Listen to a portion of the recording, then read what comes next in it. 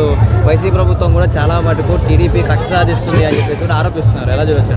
కక్ష సాధించాలి అని అంటే ఇప్పుడు దాకా ఆగేవాళ్ళం వీళ్ళకిలాగా అయితే మన బాబుగారి పద్ధతి ఏంటి? మాకు బాబుగారిలో నచ్చింది కూడా ఇది.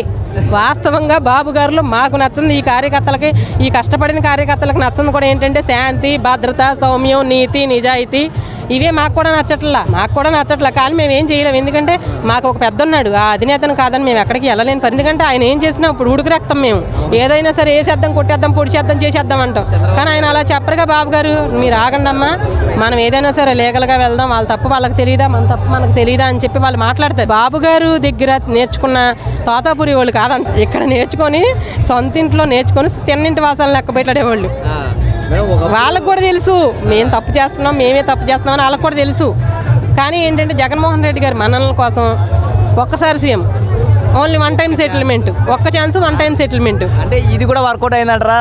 రాజశేఖర రెడ్డి గారి పాలన తీసుకొస్తా అనడం కూడా వాస్తవంగా రాజశేఖర రెడ్డి గారి పాలన తీసుకొస్తానన్నది కూడా కొంతవరకు వర్కౌట్ అయిందండి. ఎందుకంటే రాజశేఖర రెడ్డి గారు ఈరోజు చనిపోయి ఆయన ఉన్నారు. మన విఘ్నతను మనం కాపాడుకోవాలి. జగన్మోహన్ రెడ్డికి లాగా మనం ఎట్లా పెడితే అట్లా మాట్లాడే ఇదిలో మనం పార్టీలో లేవండి. మనకు ఒక నియమ నిబద్ధత అనేది ఉంది. వాస్తవంగా రాజశేఖర రెడ్డి గారు కొంతవరకు ప్రజలకు న్యాయం చేశారు. ఆయన ఒక సీఎంగా ఎంతవరకు చేయాలో అంతవరకు చేస్తానికి ట్రై చేశారు కొంతవరకు. సో దాన్ని కూడా ఎక్స్పెక్ట్ చేసి అవును కదా నిజమే కదా అని చెప్పేసి వీళ్ళందరూ ఇవ్వటం జరిగింది. రాజశేఖర రెడ్డి గారు బిడ్డ అన్నారు కదా అని సొంత తల్లినేమో తోలేశాడు, చెల్లినేమో గెంటేశాడు. అర్థమైందా? బాబాయ్నేమో లేపేశాడు. వీళ్ళకి న్యాయం జరగనప్పుడు ఇంక ఎవరిని న్యాయం చేస్తారు వీళ్ళు? ఎవరికి న్యాయం చేస్తారని ప్రజలు అందుకు కాదా దింపేసింది, అందుకు కదా పట్టాన్ని దింపేసేసి వెళ్ళి ఇంట్లో ఇప్పుడు ప్రజావేదిక పెట్టి కూలగొట్టిన తర్వాత ప్రజావేదికని బాబు గారు ఎట్లా అయితే ఎంత ఫీల్ అయ్యారో ఏదో ఒకటి చేయాలి అని చెప్పి అలాంటిది చేయలేకపోయేటప్పటికి తల్లికి వందనం పేరుతో అమ్మఒడి కార్యక్రమంతో 15,000 ఇస్తానని ఫస్ట్ ఇయర్, సెకండ్ ఇయర్ మళ్ళీ 14, థర్డ్ ఇయర్ 13 అలా ఇచ్చారు కదా. 11,000 ఇచ్చాడు కదా. మరి చంద్రబాబు నాయుడు గారు కూడా అదే దాన్ని వద్దని చెప్పేసి తీసేయచ్చుగా. కానీ ప్రజలకు న్యాయం జరుగుతుంది. చదువురాని పిల్లల్ని చదివించలేని పిల్లల్ని, కొంచెం మనీ పరంగా ఇబ్బంది పడే వాళ్ళని ఇలా కొంచెం వరకు హెల్ప్ అవుద్దనే చెప్పే కదా. ఇంట్లో ఒకళ్ళు ఉంటే ఒకళ్ళు, ఇద్దరుంటే ఇద్దరు, ముగ్గురుంటే ముగ్గురికి ఇస్తానన్నారు. పైగా ఎటువంటి రిస్ట్రిక్షన్స్ లేకుండా ఇస్తానన్నారుగా. అవన్నీ ఆలోచించరేంటి?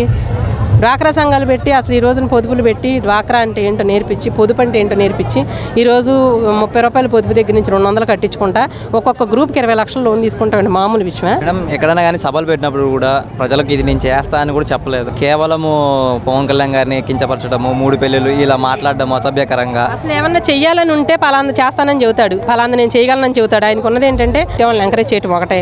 2 ఏంటంటే చంద్రబాబు నాయుడు గారిని తిట్టామా, లోకేష్ గారిని తిట్టామా, లేకపోతే వాళ్ళ ఇంట్లో ఆడవాళ్ళని లాక్కొచ్చి తిట్టామా, పవన్ కళ్యాణ్ గారిని తిట్టామా, ఆయనకి ఎన్ని పెళ్ళిళ్ళని తిట్టామా, ఈ అంతవరకే కాదు. ఏదైనా ప్రజలకు మంచి చేయండి అంటే పవన్ కళ్యాణ్ గారి పెళ్ళిళ్ళు ఎందుకు గుర్తుకొస్తాయంటే అంటే ఒక సినిమా హీరో కదండి ఆయన క్రేజ్ని ఎలాగోలా డామినేట్ చేయాలంటే ఏదో ఒకటి చేయాలిగా.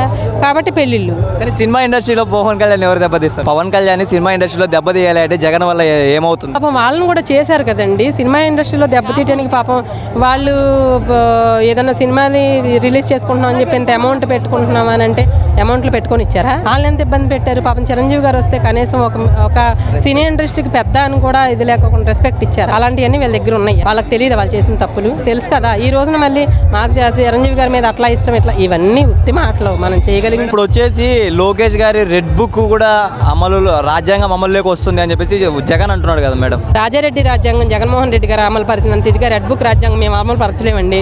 ఎందుకంటే మేము రెడ్ బుక్ అమలు పరచాలని మా మనసులో కార్యకర్తలందరికీ ఏసేయాలి, పొడి చేయాలని ఉన్నాయిందా చెప్పే కదా. మా బాబు గారి పద్ధతి మాకు నచ్చదు. శాంతి, సహనం, ఆలోచించాలి. మీరు ఆగండి మేము ఆపుతానే ఉంటాడు ఆయన మమ్మల్ని. అందుకే ఇలాంటి వాళ్ళు ఇలా రెచ్చిపోతూ ఉంటారు. ఇప్పుడు పరిటాల సునీతం ఉంది, బాబు గారు ఇట్టని తీసుకెళ్ళి ఎక్కడ పడతారు అక్కడ పడేయండి, 1 గంట కళ్ళు మూసుకొని అంది. ఆ మాటకి కార్యకర్తలు మొత్తానికి ఊపు వచ్చింది తెలుసా మీకు? ఎందుకంటే ఒక లేడీ, మీ నాయకుడు మీకెంత గొప్ప, మా నాయకుడు మాకు అంతకన్నా గొప్ప. ఎందుకంటే కాక మొన్న వచ్చాడు, తండ్రిని ఫ్లాగ్ అడ్డం పెట్టుకున్నాడు, చెల్లిని పాదయాత్రకు పంపించాడు. చెల్లి కష్టపడితే నీకు వచ్చింది ఆ సీటు, నువ్వు నడువు ఒకసారి చూద్దాం. సార్, నారా లోకేష్ గారు రెడ్ బుక్ అమలు అవుతుంది రాజ్యాంగం అని చెప్పేసి అంటున్నారు కదా సార్, చెప్పండి సార్. ఏం లేదండి, నారా లోకేష్ గారు కూడా మొత్తం ఆలోచించి ఏదైనా పరిపాలన చేస్తున్నారు. ఎవరికి ఏం చేశాడు ఆయన, ఎవరు ద్రోహం చేశారు చెప్పండి? అందరికీ మంచిగా చేశారు, ఇబ్బంది ఏం లేదు. ఆయన ప్రజాగళం యువగళం పెట్టినప్పుడు జనాలు తండోలకు వెళ్ళారు. అంటే ఆయన నమ్మే కదా వెళ్ళింది, ఆయన మంచి చేస్తారని కదా. లోకేష్ గారి రెడ్ బుక్ రాజ్యాంగాన్ని అమలు చేస్తున్నాడని చెప్పి జగన్ అంటున్నాడు కదా. రెడ్ బుక్ రాజ్యాంగం ఓపెన్ అయితే ఒక్కడున్నాడు, రెడ్ బుక్ రాజ్యాంగం ఓపెన్ అయితే ఒక వైసీపీ కార్యకర్త కానీ నాయకుడు కానీ ఉండడు, మొత్తం పారిపోతారు. ఇప్పుడు అధికారులనే చూస్తున్నారు. ఇప్పుడు ఐపీఎస్లో ఉన్నారు, వాళ్ళు ఎన్ని చేశారు, వాళ్ళందరినీ విఆర్లో పెట్టారు. విఆర్లో పెడితే వీళ్ళు టూర్లు వెళ్తున్నారు.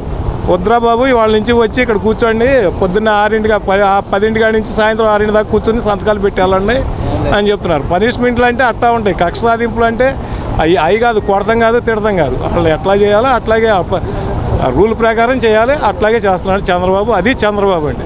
సార్ మరి లోకేష్ గారి రెడ్ బుక్ అమలు చేస్తున్నారు ఇలా అని చెప్పేసి అంటే వ్యవస్థను కూడా అంటున్నారు కదా సార్.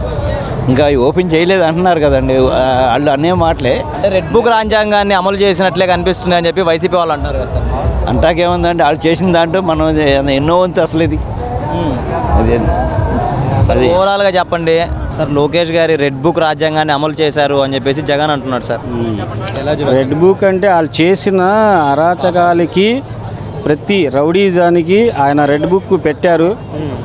అది రెడ్ బుక్ ఎందుకు పెట్టారంటే వాళ్ళు చేసే పనులకి ఆయన పెట్టారు పాదయాత్రలో. మళ్ళీ లోకేష్ గారి రెడ్ బుక్ రాజ్యాంగాన్ని అమలు చేస్తున్నారు అని చెప్పేసి వైసీపీ అంటుంది కదా. నేను చెప్తే ఆడెవడో చెప్తే వినమంటున్నా కదా, అది ఒకటే మాట అండి, ఒకటే దారి. నారా లోకేష్ గారి రెడ్ బుక్ రాజ్యాంగాన్ని అమలు చేస్తున్నారు అని చెప్పేసి జగన్ అంటున్నాడు కదా సార్. దాని మీద మీ అభిప్రాయం ఏంటి సార్? అది మనం మా స్థాయికి అది మేము మాట్లాడలేము సార్. అది అంటే ఇన్ని దారుణాలు జరుగుతున్నాయి అని చెప్పేసి అంటున్నారు కదా సార్. మళ్ళీ అదే అంటే మీకు ఇప్పుడు మళ్ళీ 2వ సారి 3వ సారి అదే ప్రశ్న అడుగుతున్నారు. చెప్పే రాజకీయ లబ్ధి కోసం ఏదో మాట్లాడుతుంటారు సార్ వాళ్ళు.